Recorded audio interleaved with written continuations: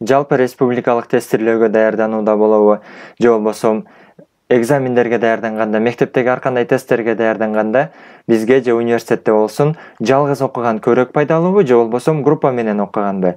Кайсы учурда мен азыраак убакытта көбүрөөк нерсени жакшыраак өйрөнө алам? Албетте, мунун ар биринин өзүнүн артыкчылыктары жана кемчиликтери бар. Жана ар биринин, мисалы, кээде бизге жалгыз окуган жакшыраак болушу мүмкүн, кээде группа менен окуган жакшыраак болушу мүмкүн. Качан биз группа менен окубашыбыз керек? Ошолор жөнүндө менин өзүмдүн тажрыйбамдан топтолгон жана интернеттен бир канча материалдардан окуп топтогон маалыматтарды бул видеого топтодум. Анда эмесе баштайлы. Алгач жалгыз окуу боюнча. Жалгыз окугандын артыкчылыктары кандай? Бул болсо биз азыраак алаксыйбыз. Мисалы, группа менен окуганда ар ким ар нерсени сүйлөп, башка нерселерге дагы, башка темаларга кирип кетишибиз мүмкүн.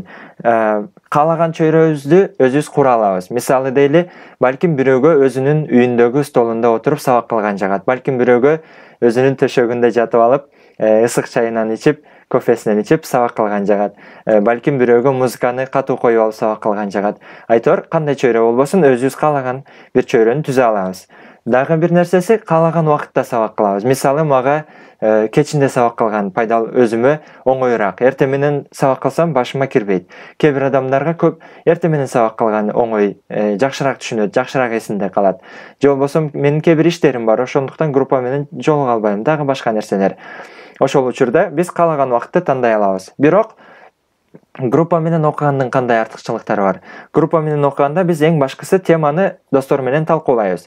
Мунун пайдасы эмне? Мунун пайдасы биз талкуулаганда бир нерсе эсибизде калат. Бир теманын үстүндө, белгилүү бир нерсенин үстүндө канча көп талкуу болуп, эмоциялар аралашса, башка майда чүйдө детальдар аралашса, мээбиз ошончолук оңой эстеп калат, жакшыраак эстеп калат.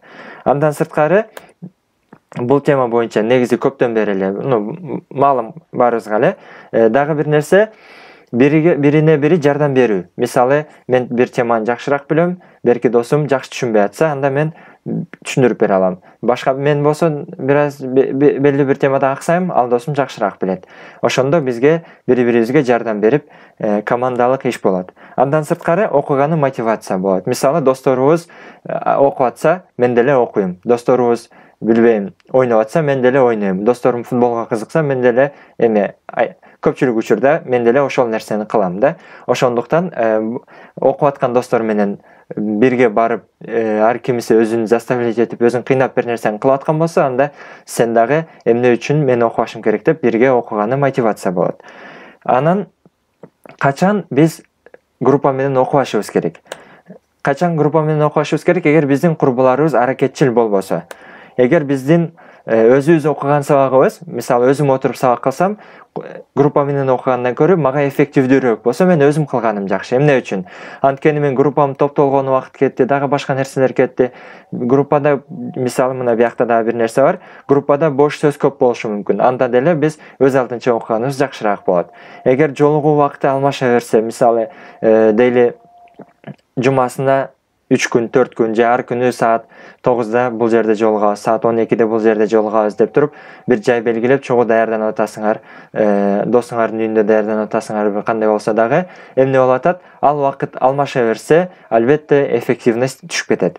Дагы башка нерсе, бул деңгээлдерде чоң айырмачылык болсо, бир 3-4 адам даярдана турган болсо, бир группа болуп, ал жерде бирөө өтө жакшы билсе, бирөө билбесе, анда бул группа бир теманы үйрөнүшү үчүн көп убакыт кетет. Андан көрө ошол теманы эми үйрөнүп аткандар менен чогуу даярданса, жакшыраак билгендер менен чогуу даярданса, анда бул алар үчүн, ар бир группа үчүн, өздөрү үчүн дагы эффективдүүрөөк болот экен. Муну болсо мен оюмдан чыгарган жокмун.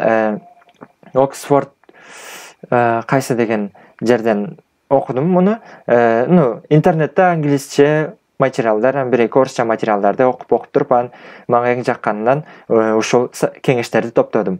Анан албетте, мисалы, дагы мен көргөн, тажрыйбадан көргөн дагы бир нерсе бар. Бул болсо 3-4 адам болуп даярданган эң эффективдүүрөөк сезилди. Эмне үчүн? 2 адам даярданганда байкайсың, мисалы, досуң менен мисалы дейли аналогияда мындай болот деп ойлойсуң, досуң мындай деп ойлойт. Ар бириңдин аргументиң бар. Эмне болот? Экөөң тең өзүңдүн позицияңды бергиң келбейт, ошон менен калып кетет. Эгер 3 адам болсо, бир аз кызыктуураак болот. Эмне үчүн? Талаш не болот десем, шайлоо менен чечебиз дейсиңерби? Кыскасы, 2 адамдан көрө 3 адам болгондо бир аз кызыктуураак болот маселелер чечкендечи. 4 адам болсо деле ошондой. Бирок 5-6 адам болуп кеткенде бир аз кыйын болуп калат. Эмне үчүн? Биринчиден, көп адам баарыңар бири-бириңер менен байланышып түзүшкөн жетишпей калышыңар мүмкүн. Дагы бир себеби чогуу отуруп даярданган место жай табыш кыйын болуп калышы мүмкүн. Мисалы, мен көргөндөн, мисалы дейли, минуткада отуруп былтыр даярданган окуучуларды көрдүм. Кофе-шоптордо отуруп, шаарларда болсо даярдансаңар болот, китепканаларда даярдансаңар болот, анан бири-биринин үйүнө барып даярдансаңар болот. Кезек менен, мисалы. Ошол сыяктуу болгондо көп адам болсо, анда бири-бириңерге чогуу отуруп даярданчу жай табыштагы бир аз татаалдыкты туудурушу мүмкүн. Эң эле негизгиси жалгыз отурабызбы, группа менен болобу, эң башкысы аракет кылышыбыз керек. Бир аз да болсо алдыга жылы беришибиз керек. Кыбыраган кырашат дегендей, кыбырап болсо дагы күнүнө жок дегенде аз да болсо дагы, байкоосуздан болсо дагы жылыш кылып турушубуз керек. Өзүбүздү кантип окуганы заставлять этебиз дейбизби? Кантип өзүбүздү мажбурлашыбыз керек? Анан менде прогресс болуп атабы, убактым мисалы пайдасыз эле өткөндөй сезилип атат деген дагы ойлор келиши мүмкүн. Мындай ойлор менен дагы биз өзүбүздү кантип жеңишибиз керек, анан кантип өзүбүздү мажбурлап даярданышыбыз керек, же кантип контролдошубуз керек, ошолор жөнүндө дагы кийинки видеолордо албетте чыгарганы аракет кылабыз. Силерде суроолор болсо комментарийлерге жазгыла, биз аларга кийинки видеолордо балким силердин бир кызыктуу сурооңор болсо, кызыктуу темалар болсо, алар жөнүндө дагы видео чыгарышыбыз мүмкүн.